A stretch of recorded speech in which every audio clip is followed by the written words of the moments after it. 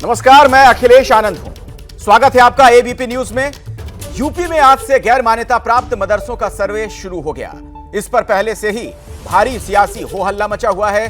वैसे मदरसों पर कार्रवाई की गूंज यूपी से लेकर असम तक सुनाई दे रही है। मदरसों के बहाने राजनीतिक लड़ाई कैसे चल रही है, इस पर आज देखिए असदुद्दीन ओवैसी और हिमंता बिस्वा शर्मा की सबसे बड़ी टक्कर। We feel proud जब कोई लोग हमको हिंदू बोलते हैं। National commission of child rights तो वो तो अड्डा बना हुआ हिंदुत्व आइडियोलॉजी के लिए। मदरसा बंद करो और बेटा बेटी मेरा बच्चा को आप डॉक्टर इंजीनियर बनने दो। आरएसएस के जो स्कूल्स हैं सर्वे कराइए उसमें, शिशु विहार में, सरस्वती जो उसमें कि नहीं करेंगे सर्वे आप? उनको आप मदरसा बोलेगा कि अलकायदा का ऑफिस बोलेगा? और आप कौन होते भाई? आपके गुवाहाटी हाईकोर्ट के चीफ जस्टिस बन चुके हैं आप। एक तरफ असदुद्दीन ओवैसी, दूसरी तरफ हिमंता बिस्वा शर्मा। एक मुसलमानों के पैरोकार, दूसरे हिंदुत्व के नए पोस्टर बॉय। आज एबीपी न्यूज पर इन दोनों बड़े सियासी चेहरों की सबसे बड़ी टक्कर। मसला है यूपी से लेकर असम तक मदरसों को लेकर हो रही सरकार की कार्रवाई।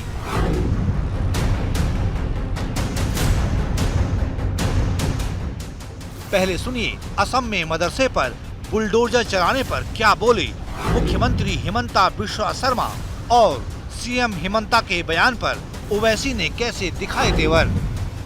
समाज में धार्मिक परंपरा रक्षा करने के लिए बहुत इंस्टीट्यूशन होता है, लेकिन जब वो धार्मिक परंपरा रक्षा करने का नाम में अगर कोई अलकायदा का ऑफिस मदरसा को बना देता है तो उनको आप मदरसा बोलेगा कि अलकायदा का ऑफिस बोलेगा? तो मेरा हिसाब से मैंने मदरसा नहीं तोड़ा हूं, मैंने अलकायदा का कार्यालय को तोड़ा। चीन को भिजा दीजिए, इसको यहाँ भिजा दीजिए, लद्दाख को, इनको जाके चीन को तोड़ के आइए। 1000 स्क्वायर में चीन कब्जा करे बैठे, सरकार बैठी है, बड़ी बड़ी बात कर रहे हैं।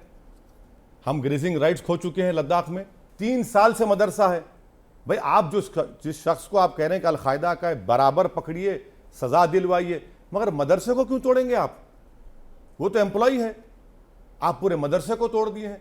अच्छा, 2 दिन पहले एनआईए रेड किया है आसाम में कई जगहों पर, चलिए तोड़िए उनके घर तोड़िए। आप नहीं तोड़ते। आप बुलडोजर की जो पॉलिटिक्स भाजपा कर रही है वो रूल ऑफ लॉ को कमजोर कर रही है। बुलडोजर से देश चलेगा? संविधान से चलेगा। और आप कौन होते भाई? आपके गुवाहाटी हाईकोर्ट के चीफ जस्टिस बन चुके हैं आप। असम में मदरसे क्यों तोड़े गए, इस पर सीएम की अपनी दलीलें हैं। हालांकि असदुद्दीन ओवैसी का कहना है कि मदरसे संविधान के तहत खुले हैं, लेकिन मदरसों के लेकर सबसे बड़ा सवाल वहां दी जाने वाली धार्मिक शिक्षा को लेकर है। बीजेपी का कहना है कि मदरसों में मॉडर्न शिक्षा दी जानी चाहिए। जब मैं बोलता हूं कि भाई मदरसा बंद करो और बेटा बेटी मेरा बच्चा को आप डॉक्टर इंजीनियर बनने दो, मेरा हिसाब से ये तो कौम का हित के लिए मैं बात कर रहा हूं। लेकिन अगर कोई लोगों का मन में ये है कि नहीं, मेरा मुसलमान बेटा बेटी खाली जुनाब बनना है, इमाम बनना है, doctor, scientist, APJ Abdul Kalam बनना नहीं है, तब तो मैं मुसलमान का हित में नहीं बोल रहा हूं। आर्टिकल 30 को पढ़ा करिए। अगर मैं मदरसे खोलता हूं आर्टिकल 30 के तहत, राइट टू एडमिनिस्टर मेरा राइट है। मदरसे जब खुलते हैं ना, जो ये अनएडेड मदरसे हैं, इनको संविधान के आर्टिकल 30 का प्रोटेक्शन है। हाँ, आप फोर्स नहीं कर सकते मुझे कि भाई उसमें मॉडर्न एजुकेशन। भाई मॉडर्न एजुकेशन पढ़ाया जा रहा है, कौन नहीं पढ़ाया जा रहा है, मगर मदरसा खोलने का बुनियादी मकसद क्या होता है? इंजीनियर डॉक्टर बनाना नहीं होता, वो मदरसा है। एक आलिम बनाना, उसको मुफ्ती बने, इमाम बने, उसका मकसद वो होता है। आपके सर्वे कराने का मकसद क्या है? कि हरास करना मुसलमानों को, उन मदरसों को। तो धार्मिक शिक्षा बना मॉडर्न शिक्षा, मदरसों को लेकर चल रही इस बहस के बीच यूपी में आज से गैर मान्यता प्राप्त मदरसों का सर्वे शुरू हो गया है, जिस पर असदुद्दीन ओवैसी ने सवाल खड़े कर दिए। ये जो अपने पैसों से चल रहे हैं, आप क्यों कराएंगे सर्वे? और सर्वे की जरूरत भी नहीं है, आप सिर्फ डेटा जमा करके बाद में हरास करेंगे। भाई मैं उस मदरसे में क्या पढ़ा रहा हूं वो तो जो मदरसा है वो तय करेंगे। अच्छा, आरएसएस के जो स्कूल्स हैं सर्वे कराइए उसमें, शिशु विहार में, सरस्वती जो उसमें नहीं करेंगे सर्वे आप? उसमें जरूरत नहीं है बच्चों को क्या पढ़ाया जा रहा है, क्या टॉयलेट्स हैं, कितने क्लासरूम्स हैं। तो ये टारगेटेड सर्वे किया जा रहा है, इसलिए छोटा एनआरसी है ये। जैसे ओवैसी साहब, पहले तो मैं जानता था कि ही इज ए रिफॉर्मर, अच्छा पार्लियामेंट। अभी मेरा उनके लिए धारणा अलग बन रहा है। भाई ये तो आदमी बहुत कट्टर है। अगर उनके मेरे लिए धारणा चेंज हो सकता है, मेरा भी उनके लिए धारणा चेंज हो रहा है। पहले तो मैं बहुत सारा इस्लामिक लीडर्स को, इस्लामिक जो स्कॉलर टीवी में आते थे, मैं सोचता था ये लोग बहुत बड़ा सेकुलर है, देश को प्यार करता है। लेकिन धीरे धीरे मेरा भी उनका ऊपर कंसेप्शन चेंज हो रहा है। तो ओवैसी ने मदरसों के सर्वे को छोटा एनआरसी ठहरा दिया।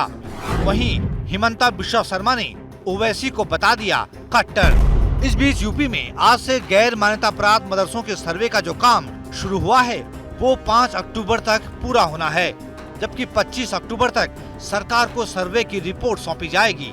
ओवैसी कह रहे हैं कि मदरसों की गलत छवि गढ़ी जा रही है। सिर्फ 4% मुसलमानों के बच्चे मदरसों में पढ़ते हैं। और क्यों पढ़ते हैं? थियोलॉजिकल इस्लामिक इल्म हासिल करने के लिए पढ़ते हैं। मैं आपको रोक रहा हूं मॉडर्न स्कूल्स खोलने के लिए, खोलिए।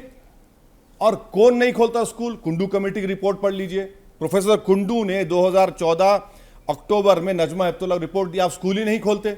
मैं रोक रहा हूं आपको स्कूल खोलने के लिए, इंग्लिश मीडियम के। खोलिए ना स्कूल, इंग्लिश मीडियम स्कूल खोलिए। आप स्कूल फीस का इंतजाम करिए।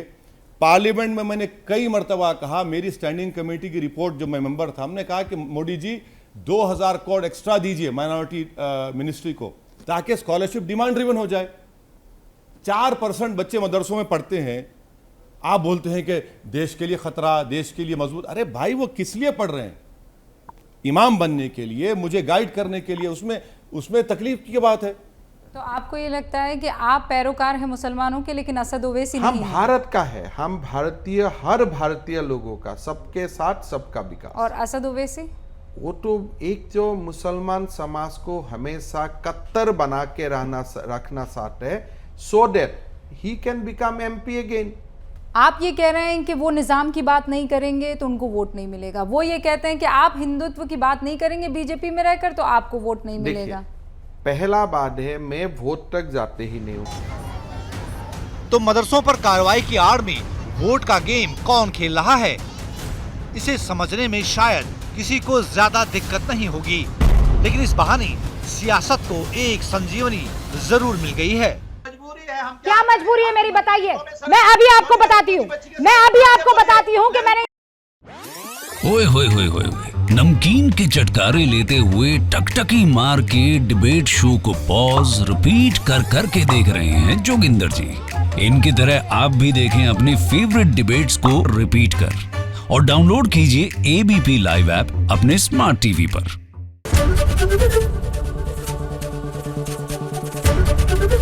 एबीपी न्यूज आपको रखे आगे।